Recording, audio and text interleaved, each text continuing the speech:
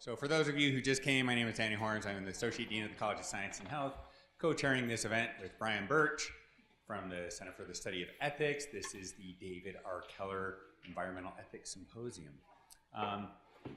So the next speaker is really the motivation for the theme of this year's symposium.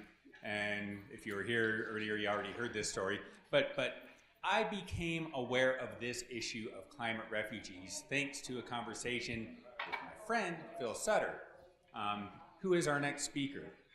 And as often happens when you are friends with somebody, we don't talk about our jobs a whole lot. But last June we were talking about our jobs just a little bit, and he put this bug in my ear about the concept of climate change displacing people and this being part of his job. Phil works for an organization that goes by the acronym TANGO, which is Technical Assistance to Non-Governmental Organizations.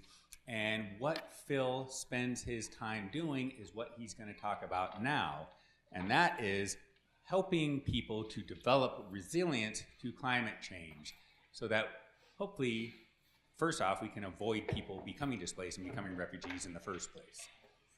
So, take it away, Phil.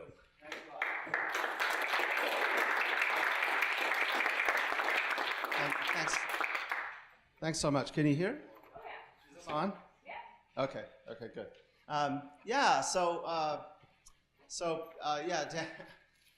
It is true. We don't talk a lot about our work sometimes, but so I want to talk a little bit about the work that TANGO does. TANGO, I used to work.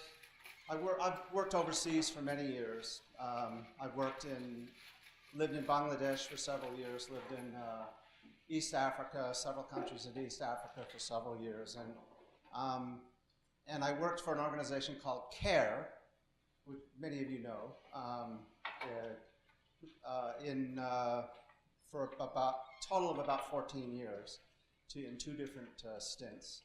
A group of us decided back in 2000, let's try to form a group of consultants that can work with some of the NGOs and other agencies that we commonly work with to try to improve the way that organizations do programming, especially related to dealing with, adapting to, and becoming resilient to the shocks that people living in Africa and Asia and Latin America often have to try to cope with and adapt to. So we formed TANGO International.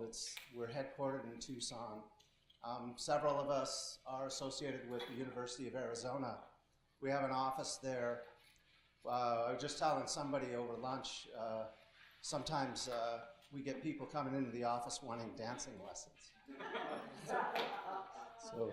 But I promise this will not be a song and dance. So TANGO, we work a lot in the field of monitoring and evaluation. As I said, we work with NGOs all over the world. We also work with USAID, some UN agencies, especially World Food Program and UNHCR, the High Commission for Refugees, and some other agencies. And we try to work. We work on a lot of evaluations. We work on trying to improve the programming, the targeting that organizations do, as well as, and we've developed now a niche in this field of resilience, which is a big field that is growing. And especially related to our work in Africa, especially the drought-prone areas of Africa, as well as in Asia, which are two very different contexts. So this slide, the first slide that you see is the only non-Africa slide up here. As people have made allusions to Bangladesh, I worked in Bangladesh for several years.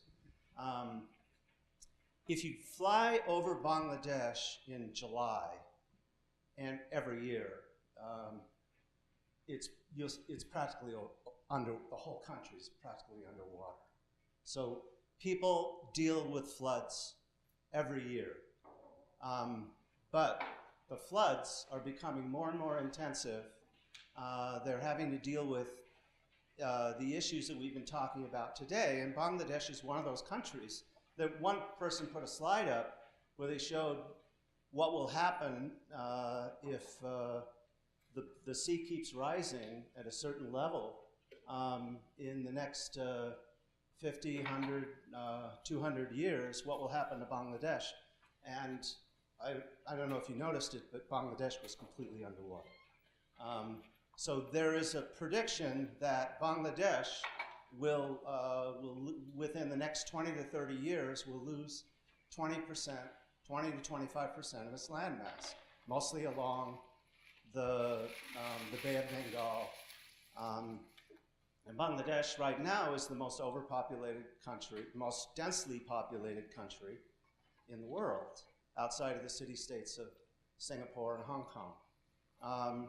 And not only is sea rise affecting them, but they have, but the glaciers that are melting in the Himalayas that form the Ganges flows down from that, and other rivers flow down from that and go into Bangladesh. And Bangladesh is a country of rivers. The erosion that is happening is forcing people to leave, and most people are moving away from the coastal areas, moving away from erosion that affects their ability to farm, and they're moving to the cities. So you're seeing huge urbanizations happening. India is really concerned right now. India is trying to develop measures because they're afraid Bangladeshis are going to be flooding across the border into India. So people are thinking about this right now in South Asia. So this is my Bangladesh intro, but mostly what I want to talk about is very different from what we've been talking about in the last in the morning sessions, when we were talking about the scientific concept of climate change, the sea rise level, and specifically in the South Pacific. We're going to be talking about another aspect of climate change, which is drought, desertification, and vulnerability related to drought and desertification, and how can we work with communities in these vulnerable areas of Africa to try to prevent or try to mitigate the effects of climate change and try to prevent migration to other areas. So I wanted to show this first. This is kind of continues from the theme of the last discussion. This is Egypt, Cairo. How many people here have been to Cairo? So you know, Cairo's a crazy city. It's a huge city. It has a large population. The traffic is pure anarchy. So this is the population. The brown represents the population of Cairo and its surrounding areas. This is the Lower Nile, the delta of the Lower Nile here that goes into the Mediterranean. And the Nile, of course, this is the Nile flowing, the Upper Nile's up there, flowing into Egypt. So Egypt has a population of about 95 million people, and over 90% of that population live along the Nile, or this coastal belt here.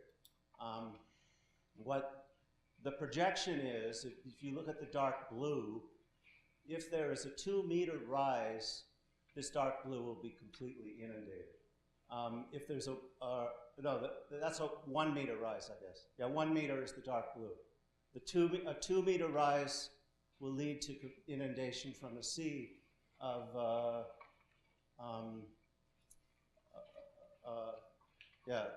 so the light blue is the 2-meter rise, the dark blue is the 1-meter rise. So this has great implications for people that are going to be forced to migrate into the city or across, try to get it to Europe. So we talked earlier about migration into Europe and from parts of Africa. I want to talk about the Sahel a little bit. We have some experts here that have done a lot of work in the Sahel. Most of my work has been in East Africa, but I've done some work in the Sahel as well. So this is Ethiopia, actually. But what we see is water stress, livelihoods in transition, and people using coping strategies. So water stress, we see more and more aspect dry drought conditions in the Sahel and other parts of Africa, in southern Africa right now. You may be aware that there is a terrible drought going on in the eastern part of Africa, especially in Somalia and parts of Ethiopia, parts of Kenya, northern Kenya. So, what do we mean by coping strategies? How can people cope with climate change and drought? What are some examples of coping strategies? Maybe some students can help me out here. Yes? Growing different types of seed or food in general, just changing your eating habits and agricultural practices. Yeah, so that's an adaptation strategy. People apply new different types of agricultural practices. They may change the type of crop that they are growing based on the dry conditions. They may look for a drier crop, a dry conditioned crop to grow. There may be, yes? I was going to say too, with grazing, like not having your animals graze in the same exact spots all the time, but have them roam further, if possible. That's part of the problem is these animals are eating the brush, and then it becomes uninhabitable. And we're going to talk about that. This is a great point, and I'm going to talk about that. I'm going to do a case study in a few minutes and talk about exactly how this is happening. Yes, in the Sahel, it's normally agro-pastoral, which means that people do crop production as well as they have a lot of animals. That they move with their animals, and the drier the conditions, the less the water, the more the pastoralists have to move. They have to go further away to look for the water, and this brings conflict with those that are in agricultural that do crop production. Yes? In addition to having to move livestock and use different crops, and I'm sure this sounds obvious because it's just an extension of both of those things, but people have to change their diets as well. They have to change the type of food that you eat, and they have to change as far as like mechanisms of how they achieve water. They're going to have to, like whether it's digging wells or having to go further, they maybe even have to relocate their actual like living circumstances. If the place is dry out and they have to take their livestock to different areas, or if there's just not enough water in the area they're currently living in. Yeah, good. So just a second. Yes, so getting back to coping strategies. We have developed a lot, and we've worked with CARE and with the World Food Program on this, and now other agencies are developing or using what we call a coping strategies index. And so we look at what are some of the coping strategies that people use, and you mentioned one in particular, which is people change their food, their food habits, which means, so we look at to what extent, we try to monitor to what extent are people reducing the amount of food that they're eating, the number of meals that they're eating, they're changing their diets to eat food that is less palatable, possibly. So these are types of coping strategies that are very commonly used across Africa, and we try to monitor the frequency of use and the severity So some of these coping strategies become more severe. So the description of adaptation strategies and coping strategies dealing with changing your food habits may be less severe, but there may be some other more severe coping strategies that people use. What might these be? Infanticide? Excuse me? Infanticide? Infanticide? Yeah. In our studies, we haven't come across a lot of that. But what we have come across are people that take their kids out of school. Yeah,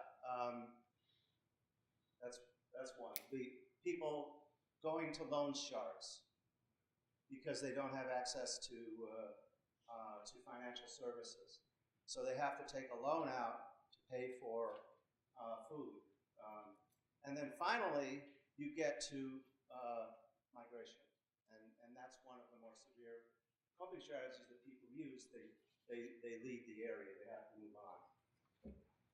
All right. There's a relationship between water stress, education, and gender-based violence. So one of the themes of the discussion that I'd like to have right now is that there's an interrelationship between all of these factors. Climate change is a cause, but also is a vulnerability for people that live in these very dry, drought-conditioned places. And what we see, women's education, I'd like to talk about for a second, because I've seen, we have done a study where we looked at the relationship between malnutrition and different factors that influence malnutrition in different countries around the world, and we found the number one precursor, the number one predictor of malnutrition is the level of women's education. So water stress, when women have to take on more work, when they have more work to do during the day, and women tend to, in the Sahel, they average up to 18 hours a day of work. Men average up to 10, maybe. You see where women have to move long distances to find water. They take their daughters out of school, so women's education is one of the things that suffers. And then this problem of GBV, of gender-based violence. Women then have to leave their communities to go out long distances looking for water, are at risk of things happening.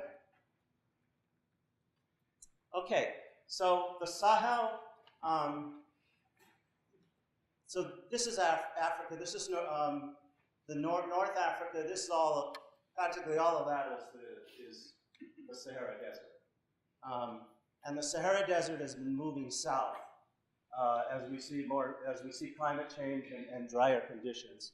The Sahel is a vulnerable area that goes all the way across Africa that is growing. The vulnerability is growing. So actually this strip is growing. Down to the south is savanna land, and then along the equator, rainforest, tropical rainforest. And what's interesting is I've done, we do a lot of studies. I did a study in Liberia a few years ago, and we found that farmers there told us our problem is we have too much water, too much rain. It's raining more than it has in the past. It's a tropical forest area. In this area, you ask any farmer in this area along the Sahel, it doesn't matter from west to east in Africa, what has been the trends in the last 10 years, they're going to say fewer rains, more drought conditions. But what they have in common, both of these situations have in common, is that The farmer that faces too much rain, the farmer that doesn't face enough rain, both say, we need to know when we can plant our crops, but it's so unpredictable. We don't know when the rains are coming this year. And that's one of the big problems that African farmers are facing. It's hard to predict the seasons. So the thing I want to talk about is resilience. So we know that just in general, resilience means the ability to bounce back. The way we use it, and we've been working with USAID, resilience is the ability of people, households, communities, countries, and systems to mitigate, adapt to, and recover from shocks and stresses in a manner that reduces chronic vulnerability and facilitates inclusive growth. So for us, resilience is not only the ability to cope with climate change, to cope with a shock, and I want to distinguish there are different kinds of shocks. There are idiosyncratic shocks that happen to households and people all of the time. Somebody in the household dies, HIV/AIDS, an accident, and the shocks that occur for the entire community for many households, and that's what we're talking about right now, is how do not only can communities and households cope with and adapt to the shocks of climate change, but can we devise ways to bounce back, recover from, and become a resilient household that can move forward. So that's what we're going to be talking about for the rest of the time. So I'd like to talk a little bit about vulnerability and the relationship between vulnerability and economic or environmental degradation. This is a photo from the Ogaden, which is southeast Ethiopia. It's a very, camels, as we know, are, you see a lot of camels all throughout the Sahel because they're dry water animal. Does anybody recognize that? These things, what do you think those are? Who said charcoal? Yes. So this is charcoal. So more and more, this has become a coping strategy for households that need to bring in some extra money so that they can buy food and other livelihood needs. So what happens is people go out into the bush, they cut down the bush, they bring it back, and they make it into charcoal and they sell along the roadside. And everybody who travels sees lots of charcoal, even though in most countries it's illegal, but it's done anyway. Okay, so actually, I want to ask, what are thinking through this problem of drought in the Sahel, what do you think are some of the major vulnerabilities that people face relating to living in this context? Disease. Yeah. What else? Starvation. Well, hopefully not starvation, yeah, but the ability to feed yourself, food insecurity, absolutely. Clean water. Clean water is more and more finding clean water, not having to dig deeply to get that water. Yes. Cooking fuel. Cooking fuel, absolutely. Displacement. Yes. I was going to say, and the loss of like the traditional wisdom that has guided these cultures as they farmed or done their pastoral lifestyle is itself being shocked by the changes. And so there's an absence of information that people are having to cope with, and Right. things are less predictable. Right. What are the causes of vulnerability? Political instability. Political instability is one. Absolutely. And we find this, the Sahelian countries are very prone to political instability. Niger, for example, has had several coups. Mali, we've heard about the problems in Mali recently. What else? What are some of the other causes of vulnerability? Desertification, yes. Poverty is poverty, and so the interrelationship, and this is the vulnerability side, the interrelationship between poverty and climate change makes the coping strategies to become more and more intense, more and more severe.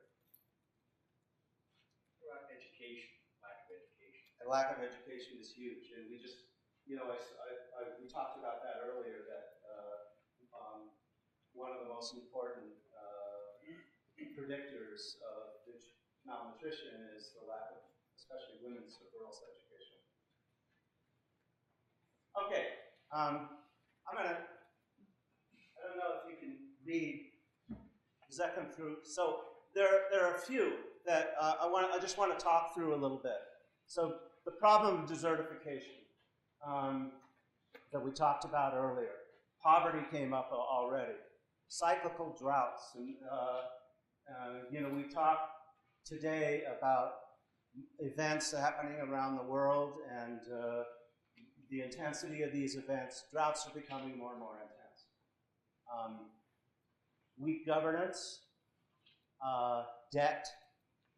People are in debt. People become landless. They need to leave. So locusts, as the climate conditions change, you could get locusts, although locusts actually come in waves in the Sahel. So I think it's like every 7 or 8 years you get a swarm of locusts that come through. Is that your finding too? Is it? Yeah, it depends on the type of locust too, but yeah. Yeah, it depends on the type of locust. Rising market prices. The other one is Al-Qaeda. And there have been studies recently that show in Africa most of the unrest related to Islamic radicalism, Al-Qaeda and ISIS and others, are occurring across the Sahel. So there is an interrelationship in that regard. Rapid population growth. Niger is practically all of Niger is in the Sahel. Although they have in the north, it's the Sahara, but it's the highest population growth in the world. Something like 7%. Yeah, 7 to 8 kids per average woman. Yeah. Endemic disease. This one, I'd like to, not enough media attention, the silent crisis. I think that is huge. One of the things that struck me about the debates for president is the number of questions that were asked in the 4 debates about climate change. You know how many questions were asked in those 4 debates about climate change? 0. Exactly. Our media is just not interested in it right now. Okay, the other thing that USAID has been working on is this resilience deficit. The number of people affected by drought in 6 countries in the Sahel, mostly the western part of the Sahel, and this graphic has gone up tremendously. So you can see that it hovered around less than 6 million until about 2008. It started to go up, it went down, and now it's on a trajectory upward. We talked about earlier the relationship between drought, climate change, and the vulnerability in the Sahel and migration to Europe. You're seeing more and more men, especially, trying to move to Europe to improve their economic prospects. And many of them are coming from the Sahel in relation to the farming. They're not able to support their families. They're not able. Their farms are. Their communities are not able. They're not able to support their community, their family through their livelihoods. Okay, so there are transitions. There's transitions in livelihood systems in Africa. This is a photo that I took in, we did a study in southern Sudan. So this comes from southern Sudan, and South Sudan and much of North Sudan also. They eat a lot of millet. Millet is a dry crop. So a lot of people have moved toward millet, although people in Sudan love millet. As well as sorghum. Sorghum is not as dry a crop as millet, but we see these agricultural transitions, and it's predicted that within the next 30 years or so, agricultural production could decline by somewhere between 25 to 30% in Africa, because the ability of people to farm the land's just not going to be as productive.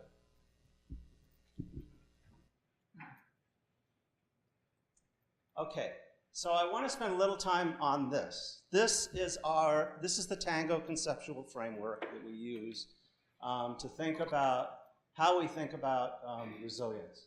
And I want to show it for two different things. One is that this is the conceptual framework we use when we think about how to design an assessment, a survey, when we go into the field, when we're working with an organization, when we're trying to figure out what are the livelihood patterns, the food security patterns, the ways that people are impacted by climate change and how they are coping with and adapting to climate change. That's one. And then two, to try to develop program strategies that will help to move in this direction toward resilience pathway and not in this direction toward vulnerability pathway, with the ultimate impact that we'd like to see on this side of sustainable food security, of adequate nutrition, of environmental security. There's some left out: health security, education, economic security, as opposed to food insecurity, malnutrition, economic degradation. All right, so first of all, we have to set the context. So the areas where we're working with our organizations, the context is very different. So in much of the Sahel, you have both Christian communities, you have majority Muslim communities, but so the religious context is important. The political context, we talked earlier that political instability feeds or contributes to the ability or inability to cope with and adapt to climate change. The ecosystems are very different. So there are ecosystems that support crop production. There are ecosystems that support fishing along the coast. There are ecosystems that support root crops and in the forests. There are ecosystems that support livestock production, generally in drier areas. And then the social context. What's the social context in these areas? The level of aggregation. So who do we need to talk to? Who do we need to survey? Who do we need to target to try to mitigate the effects of climate change? And this includes households, individuals within households, because you see that in social systems vary vary significantly, and in households there may be a situation where some members of the households are more food secure than other members of the households. Some people eat before other people. We see this in a lot of places in the world where women eat after their husbands. Children may eat last, or children may eat before their mothers. This is the individual context. Communities, one of the things that we know with resilience is that you can have a resilient household, but that doesn't necessarily mean you're going to have a resilient community. And there are resilient households within communities that also include many households that are not resilient. The regional and then national. So we need to do our analysis at different levels. What is the shock, the disturbance that we're talking about? So generally, in the big climate change shocks around the world are cyclones, hurricanes, flooding, and in Africa especially drought. And there are different types of shocks. So there are shocks, especially climate change-induced shocks that are rapid onset shocks, and then there are slow onset shocks that communities and everybody else has to respond to. And in general, we are much more aware of the rapid onset shocks than we are. In two examples of that, the tsunami that hit Asia, everybody was aware of that, and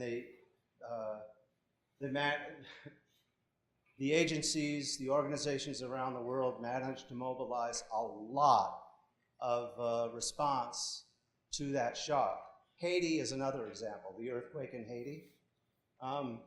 And both of those examples, there probably was too much resources that were mobilized, and the organizations and the agencies didn't get along well, couldn't coordinate well enough to mobilize an efficient response to either of those two. So there were all kinds of problems in the response in Haiti as well as to the tsunami. We face an opposite problem with slow onset disasters. And that's part of the reason why politicians and the media and others don't take climate change as seriously as we need to take it. It's a slow onset disaster that is happening, as we've seen all day today, over time, and will continue to intensify. So our ability to respond to the slow onset problem, our ability to mobilize resources is more difficult and has been more difficult.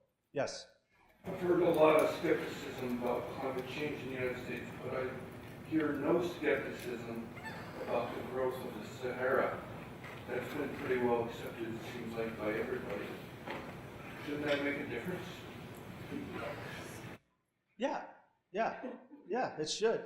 But it's harder, it is hard, but all I'm saying is it's harder to mobilize resources for these slow onset disasters that are happening.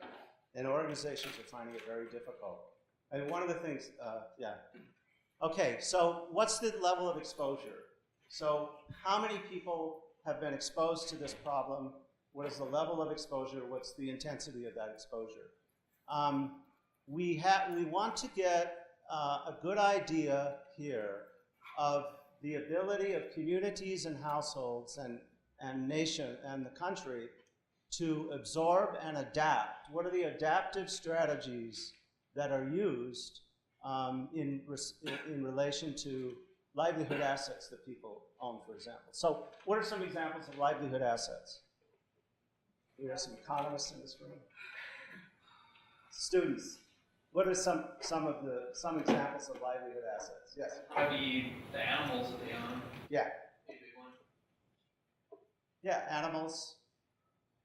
What if you're a farmer? What's an important livelihood asset? Your land. Your land. Yeah, very important. And the quality of your land. So it's not only the quantity, but the quality of your land. And your animals as well. So we talk about human capital, you know, the labor that you're able to use, your education level. We talk about financial capital. Are you able to access financial services? We talk about physical capital. Physical capital is really important because that includes roads and infrastructure and markets, and the ability of farmers to market.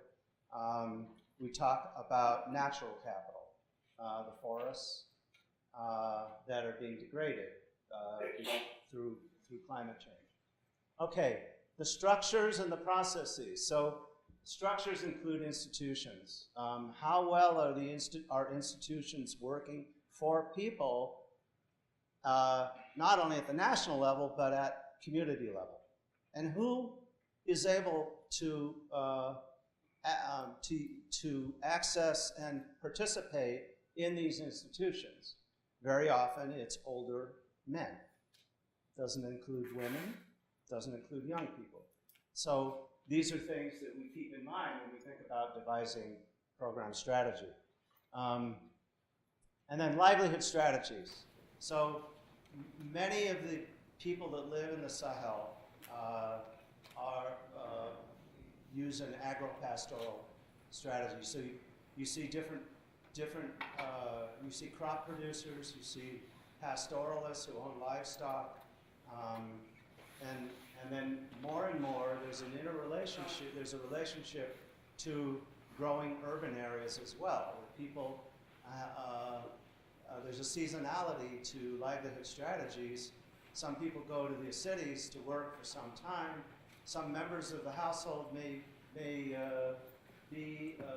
remain and work the farm, and other members of the household go to the city or go work somebody else's farm to try to get some cash. The sensitivity. So what is the sensitivity, the adaptive state to this shock? Here we're getting into these coping strategies that we talked about, for example, and we can apply the coping strategy index to look at this. And all of this is, you know, to what extent are people moving down this pathway or this pathway? So that's our basic. Very quickly, we actually do a 2-day workshop. I just got back in January from a workshop with USA and some NGOs on the conceptual framework for resilience strategy and how we measure resilience.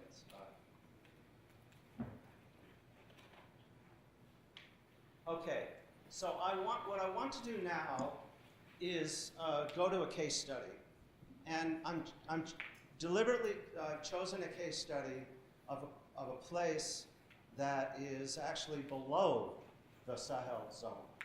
It's an area that is not yet as vulnerable as communities in the Sahel zone, but it's moving in that direction. So it's Karamoja, which is the northern part of Uganda. And actually, we conducted this study about 2 years ago. Up north, so this is Kenya over here. Karamoja and northern Uganda is undergoing some stress of their own right now, since that study has happened, relating to something happening up here.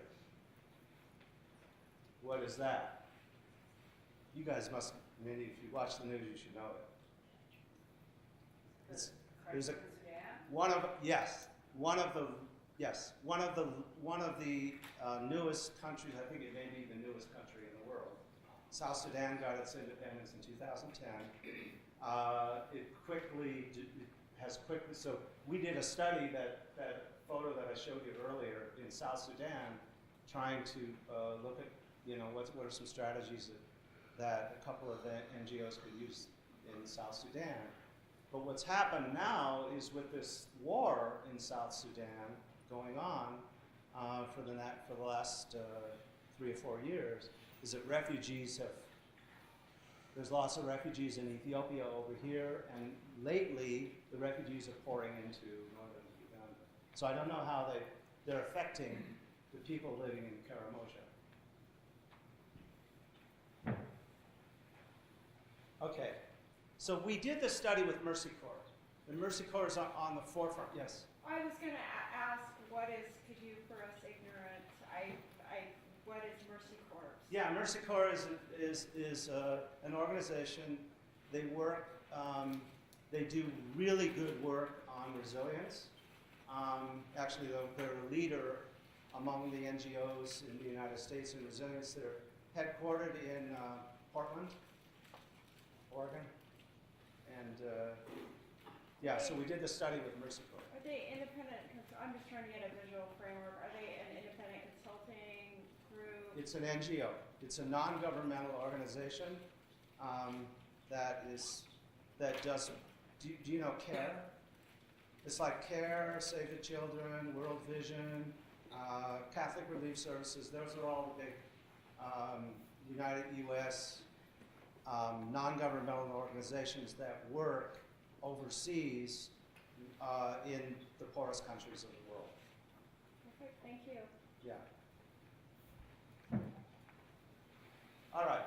So we conducted this survey with Mercy Corps because Mercy Corps wanted to adapt a new strategy in their programming in Karamoja. They've been working in Karamoja for some time, and they also do a lot of work on conflict resolution, conflict mitigation, and the relationship between conflict and climate change and resilience. So we were looking at a lot of different stuff in order to devise a strategy where communities and households that Mercy Corps works with can become more resilient to this problem of climate change. All right, what did we learn? Well, we learned what we have talked about a little earlier, that Karamoja is in transition. The livelihood strategies in Karamoja is in transition. Karamoja, traditionally, the people of Karamoja were livestock herders, especially cows. And they have some pretty good-looking cows, actually. So it's a livestock culture, but the transition is that they are now transitioning toward more and more crop production also. And there are several reasons for that we'll talk about in a minute.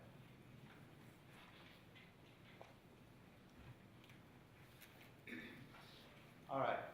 So one of the first things that we found out is that over the last 10 years in Karamoja, people have lost about 70% of their livestock. And some communities and some households have managed to build some of the livestock back up. But this is hugely problematic. And there were 3 major reasons for this, and then there are other reasons feeding into these that are occurring. But one is that as the climate is changing, you have different types of pests and that are affecting livestock, requiring different kinds of veterinary services. And the services have not been able to keep up with new inundations of livestock diseases. So that's a major thing. The other major thing that we see in other parts of the world, one example of this, and we were talking about this over lunch a little is in, I'm sure many of you have heard about Darfur, right? The war in Darfur that's been going on for about 10 years. Darfur, of course, what we know is that the government was supporting this organization called Janjaweed that went in and set fire to communities throughout Darfur. Darfur means the place of the Fur. So Dar is Arabic for place. You know, Dar es Salaam is the place of peace. Darfur is the place of the Fur people, who were traditionally crop producers. So the Janjaweed were representing livestock pastoral interests, and they moved so many communities, completely destroyed. So many people became refugees. Many of them went to Chad. Many of them went to a lot of other places. But Alex de Waal has said that Darfur may be the first big climate change war. It was a war that was partly, at least, induced by climate change and the effects of climate change on this conflict over resources, especially the use of land. And we see this throughout the Sahel, and we see now we're seeing it in Karamojang is that there is conflict between those that are crop producers and those that are livestock producers. Especially, and this gets to, Taylor, I think you brought this up, that especially when we get to the issue where livestock producers have to move to a larger land area to graze their livestock because they can't find the grassland, they can't find the water that they need for their livestock. So this conflict is occurring. The other thing that is happening related to this is the government of Uganda, and we see this in other countries as well, is putting grazing restrictions on the land. So livestock owners want to try to graze their land outside of an area where they normally graze their livestock, but they can't do that because there are grazing restrictions. So why would the government put grazing restrictions on? Why do governments do that? Overgrazing. Excuse me? Overgrazing. Overgrazing is the big reason. People are overgrazing, but there's a political reason also. Well, it helps control population, right? You can limit where people go if you say, oh, no, don't let your cows here. I mean, there's plenty of conflict in Utah about grazing restrictions. Yeah, so everybody in Utah should know this answer. Yeah, exactly. And that happened, we did a study in Egypt. We found this in Egypt, that there are pastoral communities that the government wants to stay put. So they're trying to establish settlements so that people stay put. So pastoral nomadic populations are in peril around the world because of this issue that of overgrazing and climate change, and also the political aspects of it.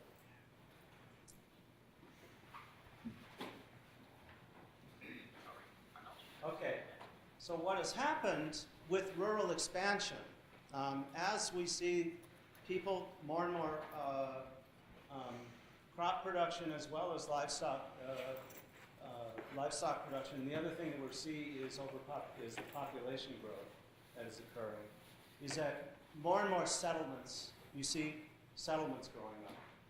And these are they're not urban, they're not even peri-urban, which are peri-urban normally you see is very common in Africa, where communities are growing up outside of the town, outside of the big cities, outside of the big towns. And we call it peri-urban, but urbanized settlements, and then wage labor. 25 years ago in Karamojang, most of the economy was via trade. But now we have a cash, people are using cash, people are going for cash labor, and people are moving to settlements. And then this increased pressure on land that we've been talking about. Okay, who's moving into these newly urbanized places? Mostly male. We talked about most of the refugees, most of the climate refugees moving from the Sahel into Europe. When you see the photos of people, the ones that are coming from the Sahel are mostly men. A few women, but mostly men. In other parts from Syria, for different reasons, people are going into Europe, a lot with their families and with Afghanistan. But most of the people who are trying to get into Europe are men.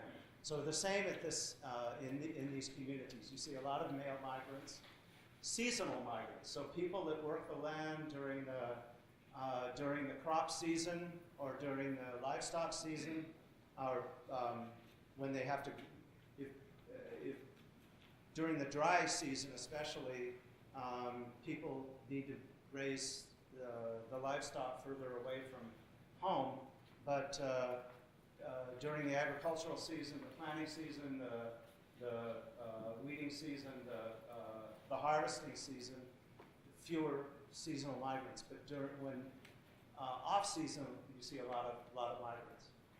A lot of women. We talked earlier about the problem of GBV, of gender-based violence. Women who have been abandoned. And one of the things that we'll talk about in a minute that's happened in Karamojong, actually I'll talk about it right now, is alcoholism. Is that there's an increase in alcoholism that people attribute to more stress. So, and in all of this, there are tremendous urban-rural connections. So this is not only true in Africa, this is true in places like Bangladesh as well.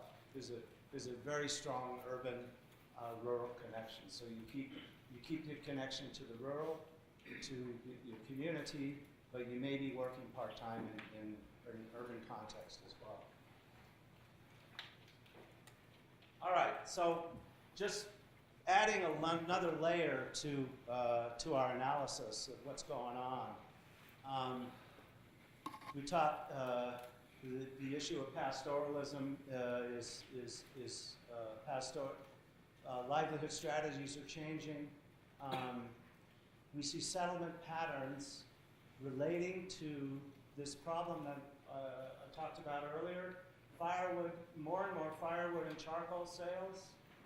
People use this as a coping strategy, and that intensifies the problem of land degradation as you cut down the forest, as you cut down the brush.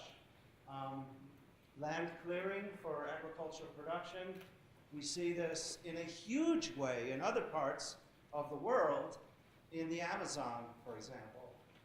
The forest is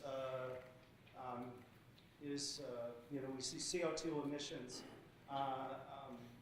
but forests,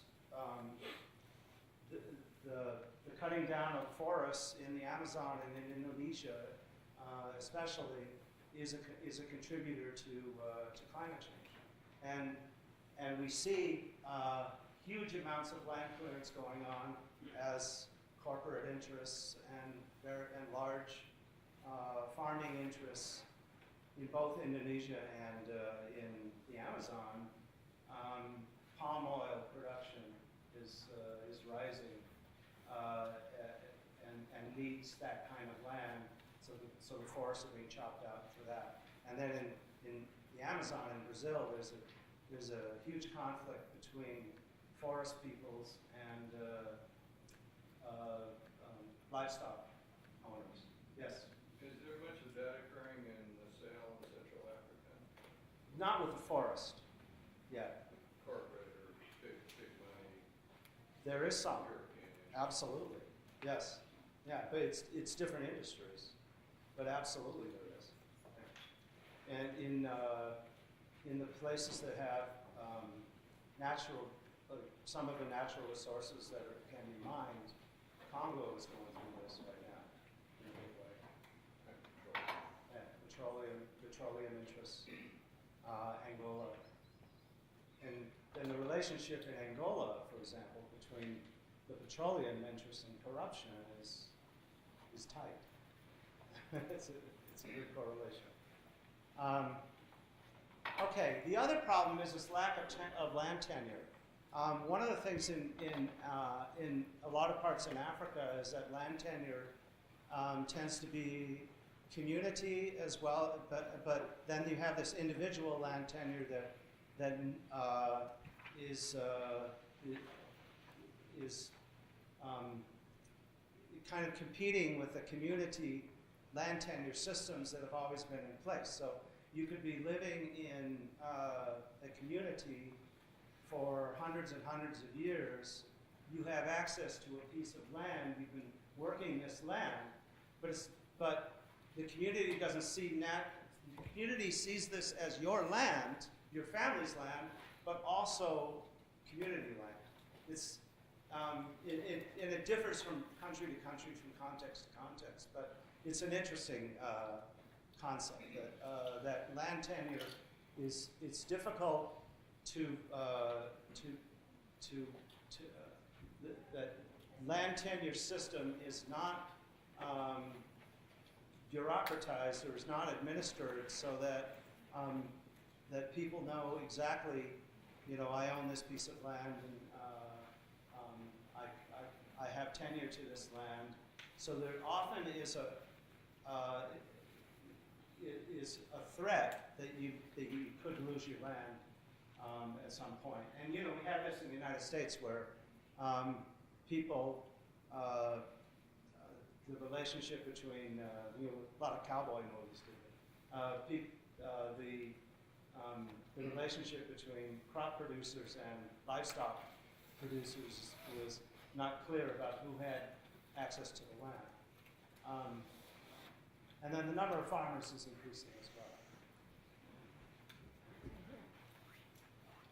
well. Okay, so this is the whole picture, or much of the picture.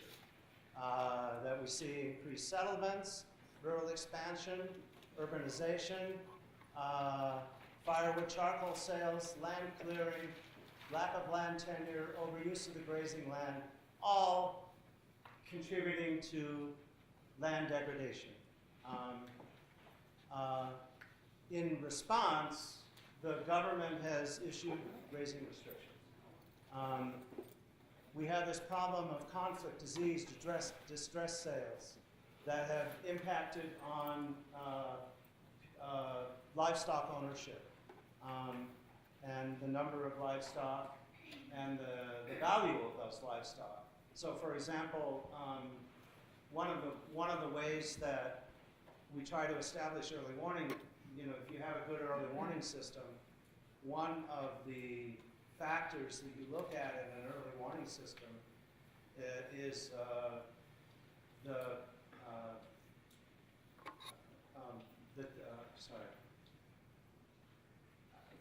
price in the market between livestock and cereal crops. So you look at when the price of cereal crops is going up and the price of animals is going down, that's an indicator that you have a big problem. Because people are selling their livestock at distress sale prices. They have to sell their livestock to buy food. And not enough is being produced. Not enough cereals are being produced, so the price is going up. And the people that are selling their livestock at distress sale prices cannot afford, they have to pay a lot more for the cereals. Okay, so we worked with Mercy Corps, and most of this is yes? I just want to clarify, so if you back up,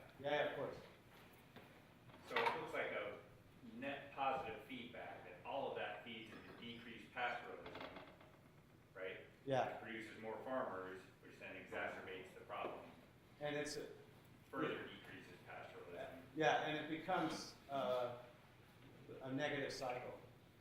You know, we call it a positive feedback loop in the sciences. Right. So an impact creates a Yeah, exactly.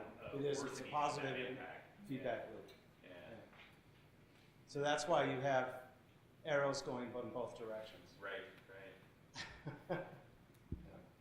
Okay. Yeah. Wanted to And there are clarify. other mitigating Yeah. factors here Okay. as well. Okay, so Mercy Corps put together a strategy based on this. So I want to start with, I'm not going to go through this in a bit, in a long-winded way, but this is just a typical development theory of change. That this is the theory that you would like to see and the impact that you would like to see. This is the impact that Mercy Corps wants to see. It wants to see empowered Karamoja, that citizens play a leading role in and benefit from state institutions, markets, management of natural resources, asset building, and social services. So normally what TANGO tries to promote is that every agency cannot do this by themselves. They need to be working with others. So you need to be working with government, you need to be working with other NGOs, you need to be working with other civil service, private sector, but a lot of times Mercy Corps is better than many organizations, but some organizations don't like working with others. So this is one of the one of the constraints to NGO work in Africa and elsewhere. So they're big. What they wanted to achieve this, the theory of change says that you need to have improved economic opportunities, sustainable natural resource management, improved education, and improved health. So it's not, Mercy Corps may not be able to work in all of these sectors. So that's why you really need a partner. And then feeding into this, you need to have good governance, and this is huge. Is at not only at the national level, but at the community level, that is inclusive, that is participatory, that includes different members of the population. And for example, at the community level, if you take a gendered analysis, who usually controls the political institutions in most rural and urban communities around the world, not only here, but even in the United States? Usually. Men. Yeah. But it's even worse in parts of Africa. So you try to promote a strategy that targets women and brings them into the process. So I'm not going to go through all of this. I just wanted to show you this is their theory of change. But the problem is that this is a typical, very complex theory of change that requires a lot of sectoral resource mobilization in order to make it happen right. But good development isn't enough. So we need to look at some of the other mitigating factors that may be constraints to making this happen. One of these we talked about is that one of the things that, especially in the women focus group discussions, they talked about a lot. They're very unhappy that alcoholism is becoming a bigger and bigger problem for the men that live in the communities especially. We talked about the natural resource conflict. So you need to figure out ways where you can work with different sectors of the community, and part of this, and Mercy Corps is really good at this, is conflict mitigation around the use of land, that is becoming more and more scarce as a result of land degradation and other factors. We talked about the livestock disease and pests, so you need to beef up veterinary service and find innovative ways for people to become involved. It can be a type of income generating activity for different types of veterinary service. Again, we see natural resource conflict. This is another thing that's happened. This has happened, HIV/AIDS, as especially in areas where you see more and more migration, this is a problem. Where people are moving around more, men tend to visit other women. And so you see more and more a problem of HIV/AIDS as a result, and then they come back to the community. They come back to their households.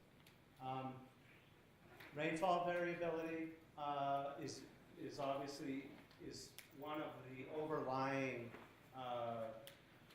big issues constraining the ability to undertake any kind of programming.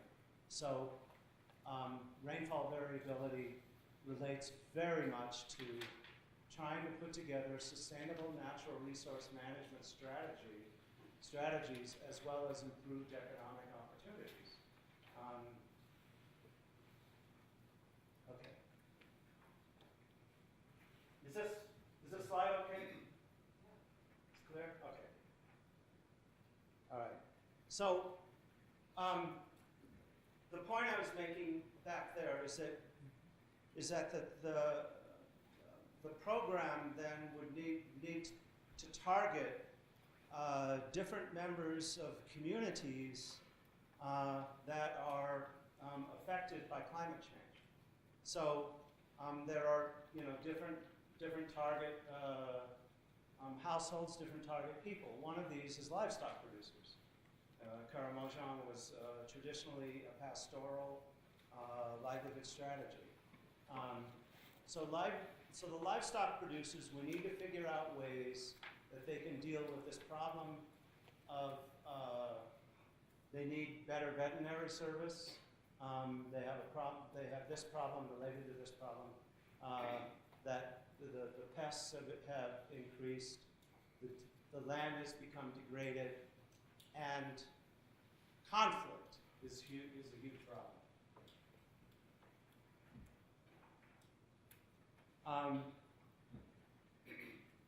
Another group of people are farmers. And in Africa, who does most of the farming? Yeah, women. Women do something like 70 to 80% of the farming, even though they also do the household duties. They raise the kids, they get the water, they go out and get the firewood.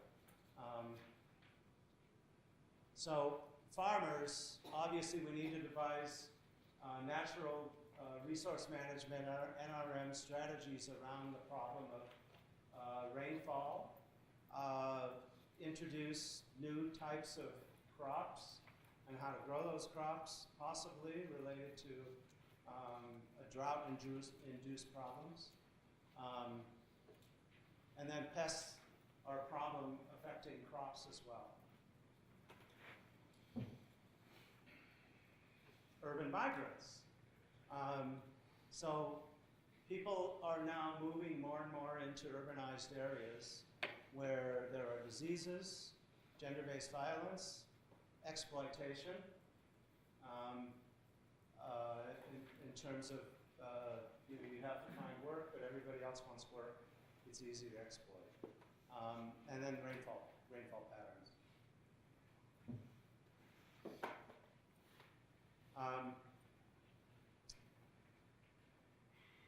One of the things that has happened, one of the trends in the last 10 years in Karamojong, and we see this in other parts of Africa as well, this has traditionally been a problem, early marriage. Early marriage prevents women from getting the educational opportunities that their brothers may get. And then there's a problem of gender-based violence that we talked about that is very much related to having to deal with the effects of climate change. These are from the same one as the farmers, since most of the farmers are women. Okay, so how can we increase access to services and products that manage risk, that support diversification? So one of the assumptions is that with increased diversification options, the ability to get income from different sources, that is a resilient strategy. That's an important resilient strategy. This means that people have to be able to have access to, not only access to, but be able to afford agricultural inputs. Water storage, because water is becoming a problematic, as well as vet services. What does agricultural inputs mean? The types of crops the types of seeds that they need, the fertilizer for those seeds. Although, I mean, natural fertilizers are great, but sometimes you need other fertilizers as well. Labor is an input as well. But yeah, mostly seeds and fertilizer.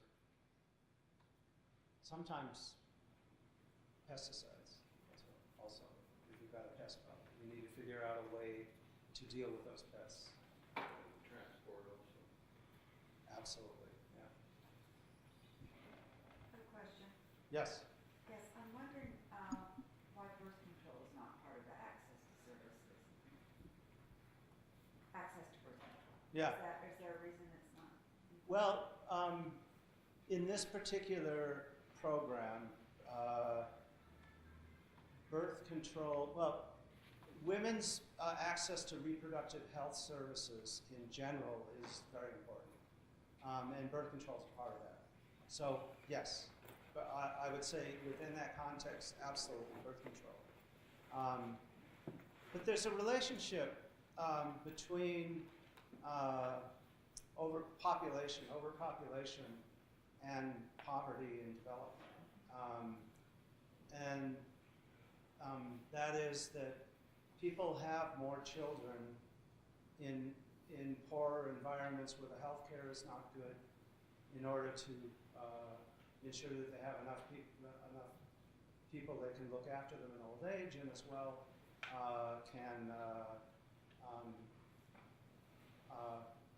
and people have more children when the infant mortality rate is very high. So you have to work on I think you have to work on the whole package, of reproductive health. And that includes, infant mortality, child death, pre and post pregnancy health care. And that means having more doctors that can talk about birth control options in that context. So that's the way Mercy Corps would like to approach it. Yes? Isn't that true that the greatest indicator of the number of children a woman is likely to have is her level of education? Yeah.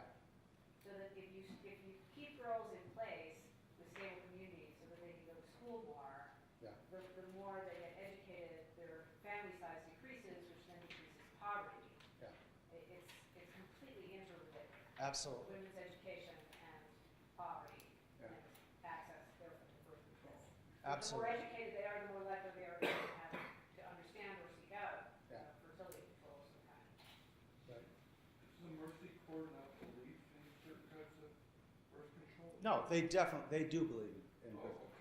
But all I'm saying is that it's a package of trying to promote increased improved access to women's reproductive health and you know, being able to plan your family as part of that deal. Any other? Okay. We're almost finished. Oh my God, I went over time more than I thought I did. I'm sorry. And the other aspect to this is the application of equitable and sustainable natural resource management. So,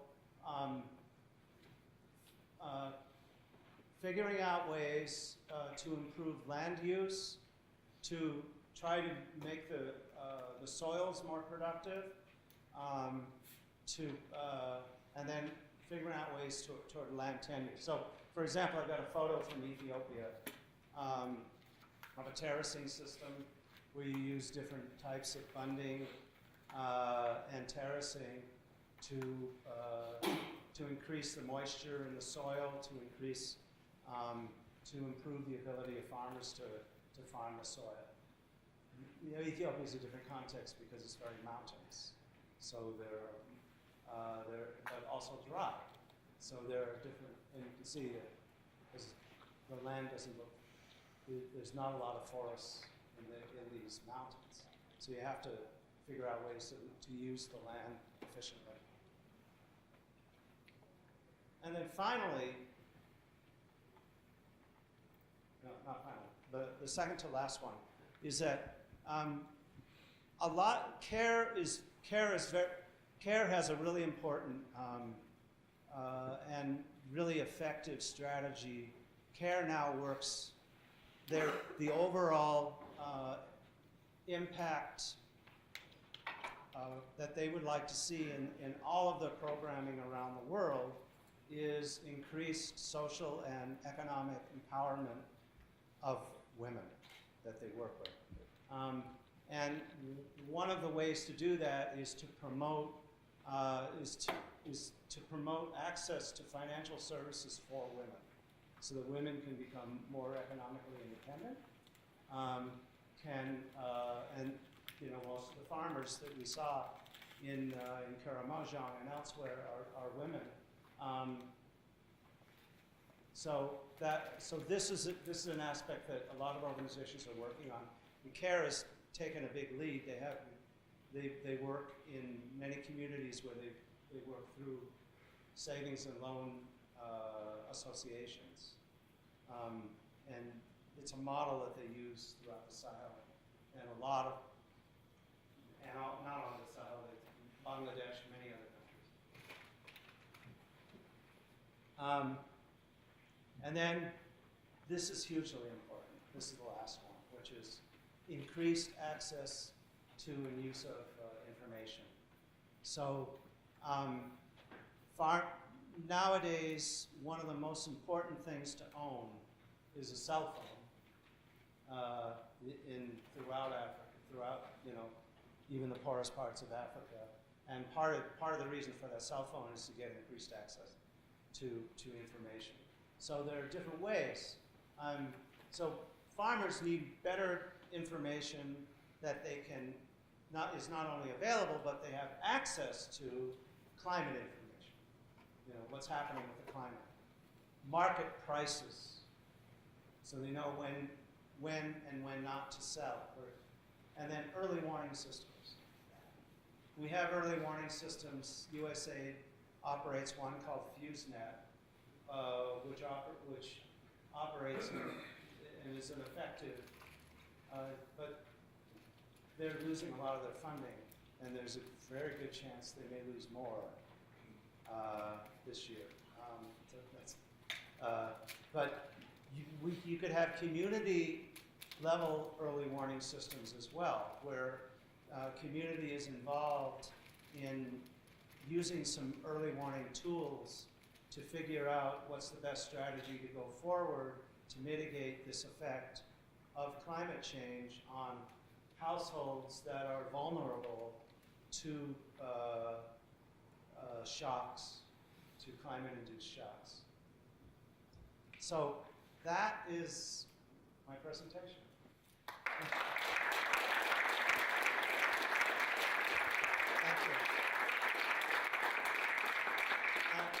apologize. I didn't realize we should have taken a break.